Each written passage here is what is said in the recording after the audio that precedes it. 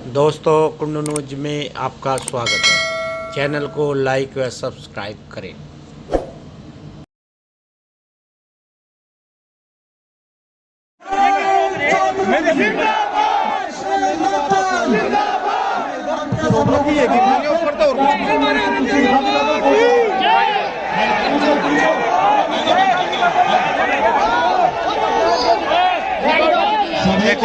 मेरे राम राम मेरे आदाब। किसान पंचायत में उपस्थित मंचासीन हमारे कार्यकर्ता इस विशाल आयोजन के पीछे मेहनत करने वाले सभी कार्यकर्ताओं को मैं धन्यवाद करता हूँ। आज हमारे इतिहास में महत्वपूर्ण तारीख है। जाति जाति में जाति है, जाति जाति में जाति है, जो केतन के पात रैदास मनुष्य जुड़ ना सके जब तक जाति ना जात। समाज सुधारक संत रविदास जी की आज जयंती का अवसर है। मैं आप सबको बधाई देता हूं और साथ ही बुलंदशहर के में पैदाइश करने वाले हमारे विजय सिंह पथिक नाम से प्रसिद्ध पत्रकार, स्वतंत्रता सेनानी जिनके बाबा 1857 की लड़ाई में खुद शहीद हुए, आज उनकी भी जयंती है। मैं उनका नमन करता हूं। ये हमारे लोग हैं जो क्षेत्र से ताल्लुक रखते हैं। इस क्षेत्र का लंबा इतिहास है। 1857 की जिक्र मेरठ की धरती के संबंध में हमेशा ये किया जाता है कि यहाँ के गांव-गांव से लोग बागी हो गए थे। क्रांति की चिंगारी जो आपने यहाँ से वह लहर बन के पूरे देश में दौड़ी थी। ये आपका इतिहास रहा। और 1942 में भी स्वर्गीय चौधरी चरण सिंह जी ने इसी क्षेत्र में गांव-गांव में जाकर, मवाना में, हापुड़ में, गांव-गांव जाकर क्रांतिकारी संगठन को भी खड़ा किया। तो ये गर्व का विषय है।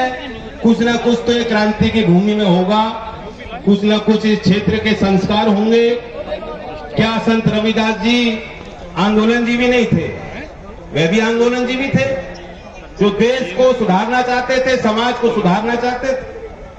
चौधरी चरण सिंह जी भी आंदोलनजीवी थे और शांति पूर्वक बिना किसी हिंसा के आंदोलन कैसे रचा जाता है, वे बेहतरीन उदाहरण महात्मा गांधी जी ने जो पेश किया, वे भी आंदोलनजीवी थे।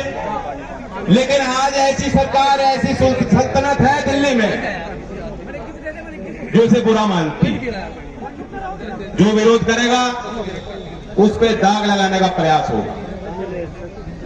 आज इन पे कोई उपाय नहीं है, तो ये दोबारा जो इनके पैतरे हैं उनको अपना रहे हैं। कह रहे हैं कि साहब वहां पे जो है, यहां से आजान हुई थी, हिंदू मुसलमान के बंटवारे, वही झगड़े।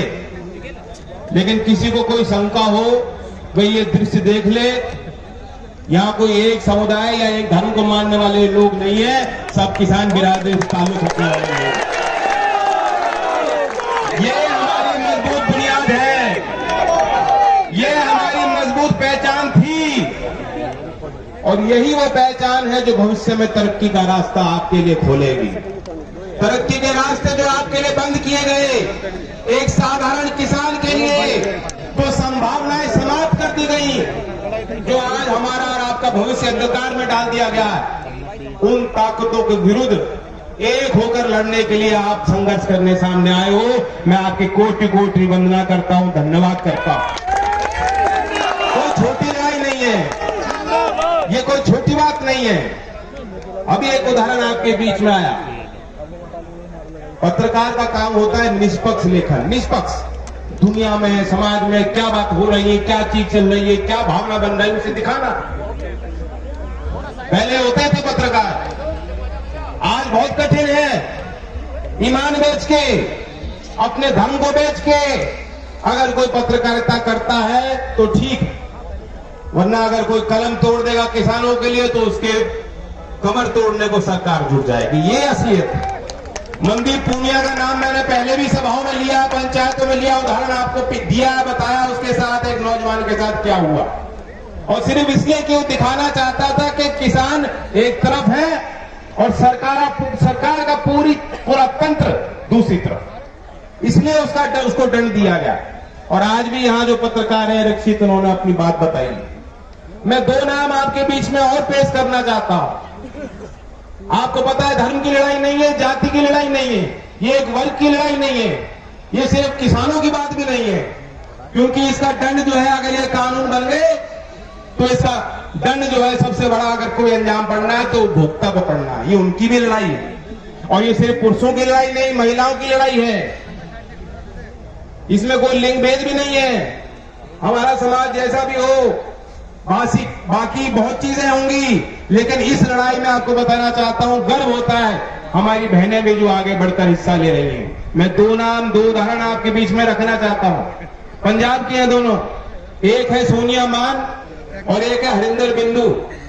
दोनों के नाम अभी चर्चित हुए हैं। एक सिंगू बॉर्डर पे किसान एकता संगठन से, उग्रहान से जुड़ी हुई है, और दूसरा उन्होंने बताया अपने परिवार का परिचय दोनों ने महिलाओं ने दिया है। दोनों जो है पूरी तरह से शामिल है, शुरुआत से शामिल है। सोनिया मान के पिताजी का निधन हो गया था जब 16 दिन की वो बच्ची थी, छोटी बच्ची, और उनके पिताजी को टारगेट इसलिए किया गया था, उस समय खालिस्तानियों ने उनको मारा क्योंकि वो खालिस्तानियों के विरुद्ध बोला करते थे। और उसी तरह से हरिंदर बिंदु ने बताया कि खालिस्तानियों ने गोलियों से उनके जब पिताजी को मारा था, वहां उनकी घर की महिलाएं थी, कितनी साहसी महिलाएं होंगी, उन्होंने भगाया, उनको खदेड़ा और ललकारा, कहा तुम कायर हो, तुमने इनको मारा, तुम्हें हमें गोली मारनी चाहिए। तो ये बहादुर महिलाएं हैं इस परिवार की, ये दोनों आगे हैं, दोनों लड़ाई लड़ रही है। उनका नाम मैं जिक्र इसलिए यहां से कर रहा हूं क्योंकि जो सरकार की कोशिश थी, उन्होंने कहा शुरुआत में जब पंजाब से लोग आए तो उन्होंने कह दिया ये तो खालिस्तानी लोग। अरे इनके पिता को खालिस्तानियों ने मारा है और फिर भी वो अपने खून पसीने की जो कमाई है इसे इसी लड़ाई में डाल रही है, वह उनकी जो पूंजी है वो इसी में डाल रही है। तुम किसान को ना खालिस्तानी बना पाओगे, ना तुम उग्रवादी बना पाओगे। इससे बड़ा कोई देशभक्त हो नहीं सकता जिस घर में जो बच्चे हमारे नौजवान तिरंगे से लौटते हैं घर में, और फिर भी सीना चौड़ा करके वो परिवार कहता है कि देश के खातिर हमारा नौजवान गया। इतनी बड़ी मामला ये सरकार नहीं समझ रही। लोग कहते हैं साहब कानून में क्या खोट है, ये काले कानून क्यों बताते हो, इसमें काला क्या है, कानून तो है ही बेकार, कानून के पीछे की नीयत भी नहीं की खाली, उसमें भी खोट है। इनकी मंशा साफ थी नहीं पहले दिन से ही आपातकालीन परिस्थिति में, वरना इस तरह से कानून रातों रात ये लाते नहीं। और फिर संसदीय प्रक्रिया को इन्होंने दबाया, कुचलने का काम किया। राज्यसभा में जिस तरह से जबरदस्ती इसको पारित किया गया है, देश की नजर वहां भी गई, ध्वनि मत से इसको पारित किया गया, जबकि नियम यह है कि अगर कोई एक भी एमपी कहेगा कि वोट हो तो वोट डिवीजन होता है, वो उसका एक सांसद का अधिकार होता है। लेकिन सरकार ने उसको भी अनदेखा कर दिया। स्पीकर महोदय ने कह दिया नहीं कानून बन गया। किसी स्टैंडिंग कमेटी में कानून नहीं भेजा गया। कानून क्या कहता है, कॉन्ट्रैक्ट की खेती होगी, करार होगा, किसान की किसी साधारण किसान की अगर कोई शिकायत भी होगी तो किसान किसी कोर्ट में जाके दलील भी नहीं कर सकता। मैं पूछना चाहता हूं, मेरा सवाल है, अगर इनकी मंशा साफ होती तो ऐसा प्रावधान इन्होंने कानून में किया क्यों?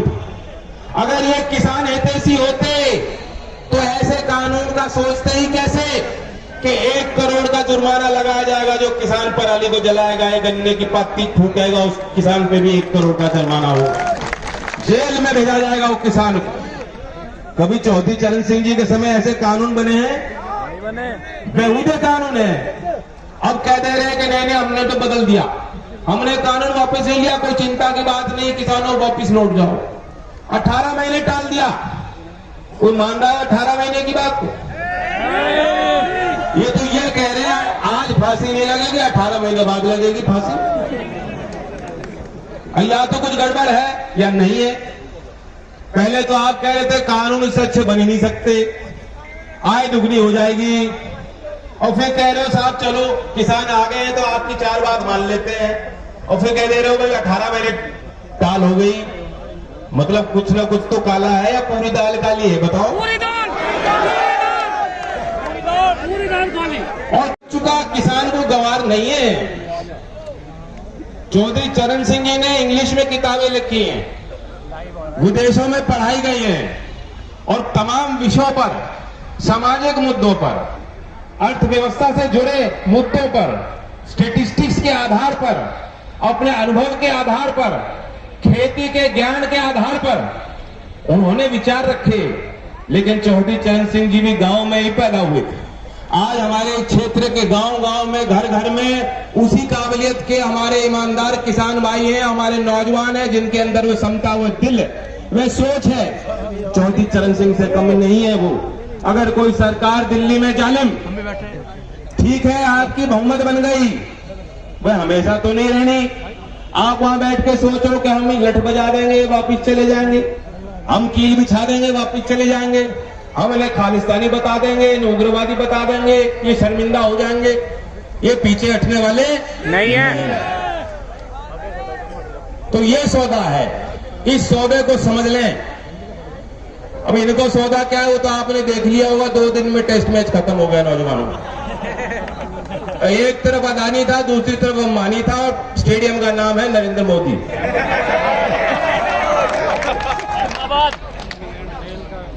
ऐसी मूर्तियां कभी मायावती जी में लगवाई थी, और क्या हुआ उसके बाद?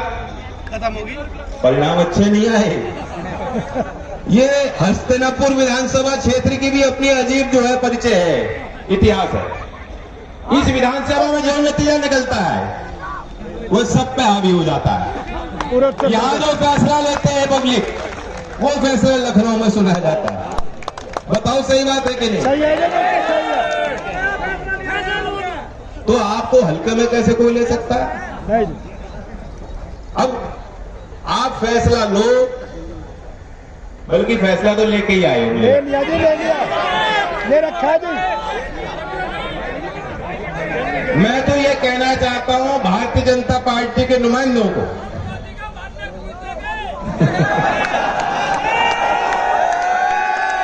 ये उल्टा हमें ना समझाने की कोशिश करा। ये उल्टा आके इन्हें भेजा गया गांव-गांव भाई, क्योंकि उन्होंने अब एक जाति को घेरना शुरू कर दिया। कहा ये तो जाटों को मनाने की बात। मैं जाति के विषय की बात कुछ कहना नहीं चाहता, लेकिन मैं कहना चाहता हूं तुम सारे जाटों को कहां से मना लोगे? तुम पे एक ही बारी नहीं समझ रहा। लेकिन ये बात किसी जाति की नहीं है। ये वो लोग कायर लोग हैं, ये वो लोग चोर लोग हैं जिनके दिल में कालापन है, जो नहीं चाहते किसान संगठित हो। वो कह रहे जात, अब ये गोत्र पे लाएंगे। अब वहां सोरम में इन्होंने क्या किया?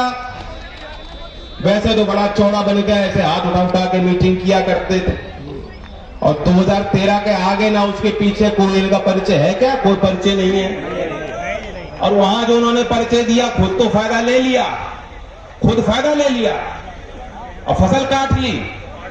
और जो है गांव के लोग, साधारण लोग, आज भी वो सजाएं काट रहे हैं, क्षेत्र का नुकसान करके, अपनी बुनियाद खोद के। और आज भी जब सोरम गांव में जाते हैं, वहां का नौजवान उठा, उसने कहा किसान एकता जिंदाबाद। इन पे जवाब नहीं बना। जब गांव के लोगों ने खदेड़ा, अब जाके वही पुराना पैतरा बना के कह रहे साहब ये तो वही है, वहां मस्जिद से आह्वान हुआ। मैं पूछना चाहता हूं, गांव का क्या परिचय है नौजवानों? क्या आप बर्दाश्त करोगे गांव में आके कोई काफिला लेके नेता आएंगे, पुलिस साथ चलेगी और आप ही को पीट के बताएंगे और तुम्हें उल्टा गलत बताएंगे? क्या ये चीज तुम बर्दाश्त करोगे नौजवान? बोलो।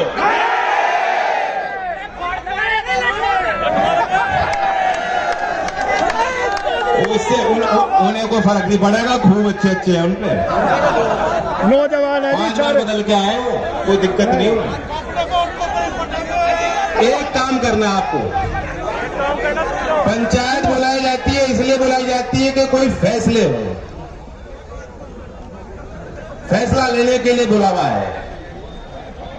अब फैसले वो क्या होंगे आपने भी देखा। ये अड़ियल सरकार है, ये बेहद अड़ियल सरकार है और आंदोलन का जो भी नेतृत्व लोग कर रहे हैं उन्हें भी समझ में नहीं आ रहा कि हम लोग अगला कदम क्या लें। ऐसे में जब गाजीपुर पे जब धरना चल रहा था और रात रात संकट की स्थिति बनी, चौधरी साहब ने यही कहा कि अगला दिन अगला जब आएगा तब देखेंगे, लेकिन आज हमारा कर्तव्य बनता है कि किसानों को हिम्मत देने की बात है। तुरंत जो है उन्होंने संदेश भेजने का काम किया।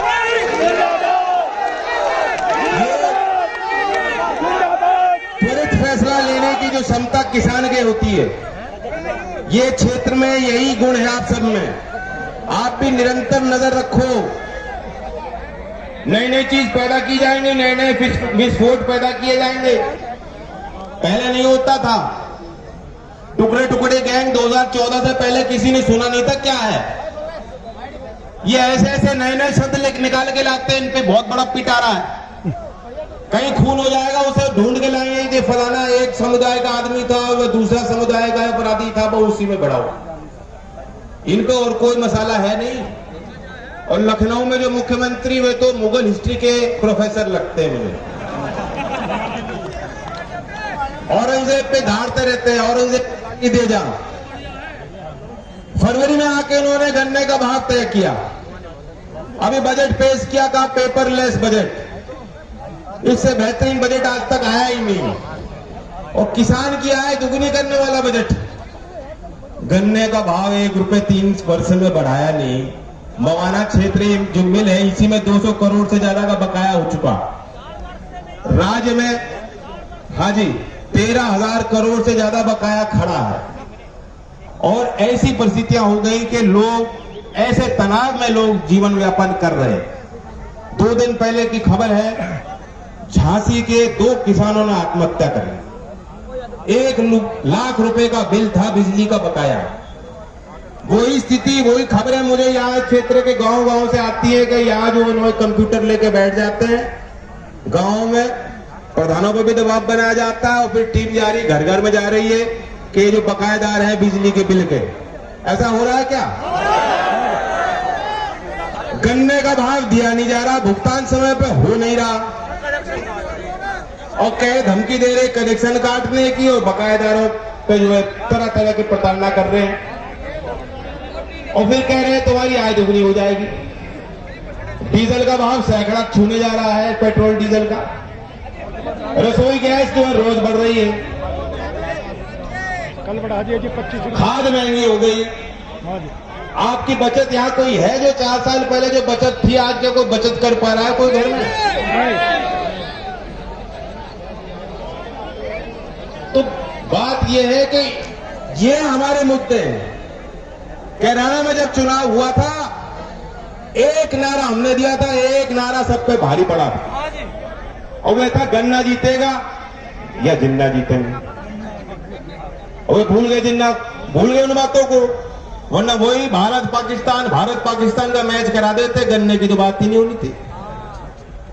ये फैसला मैं चाहता हूं, ये जो जनता बैठी है, पंचायत बैठी है, फैसला ले लो 2022 में भी और अगले चुनाव में भी और उससे पहले आने वाले जिला पंचायत के चुनाव में भी, क्योंकि वो गांव का चुनाव है। गांव में जाके उनको खदेड़ने का काम पड़ेगा भारतीय जनता पार्टी।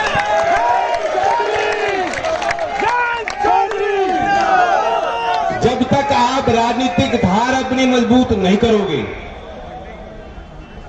काम बनने वाला नहीं है।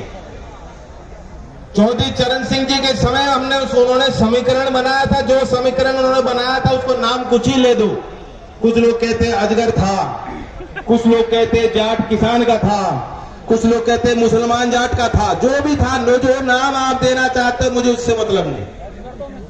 सभी धर्म के लोग जो खेती से जुड़े हैं, आज लोहा गर्म है। आज ऐसा वातावरण बन गया कि आदमी सब कुछ भूल के कह रहा पहले मैं किसान हूं। ये बात फिर नहीं बनेगी। लोकदल का मतलब ही किसान है, लोकदल के तो मायने ही किसान है। और अगर आज आप लोकदल को नहीं खड़ा कर पाओगे तो आगे फिर मौका नहीं मिलेगा। नौजवानों, मैं कभी तुम सोचो फिर जो अपॉइंटमेंट लेटर लव लेटर लिखने जा रहे होगी।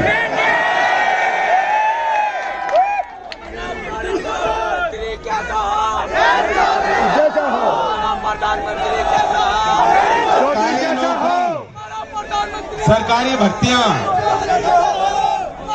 एससी और पिछड़े वर्ग का आरक्षण, इस सबके को मतलब ही नहीं बचेंगे तो मोदी जी सब देखने लग रहे हैं कहां से मिलेगी नौकरी। और खुल के वो कह रहे हैं कि निजीकरण है ये डिसइन्वेस्टमेंट नहीं है, ये विनिवेश नहीं कर रहे, हम तो पूरी बेचेंगे। पहली बार आपने ऐसी व्यवस्था बनी देखी देश में, जो भी सरकार बनती थी वह किसान से डरती थी। उस पे देश पे जो गरीब की जो इतनी बड़ी बहुमत है, संख्या है, आबादी है, जो लोग गांव में रहते हैं, उनके जीविका का एक दबाव होता था, उनके समस्याओं का दबाव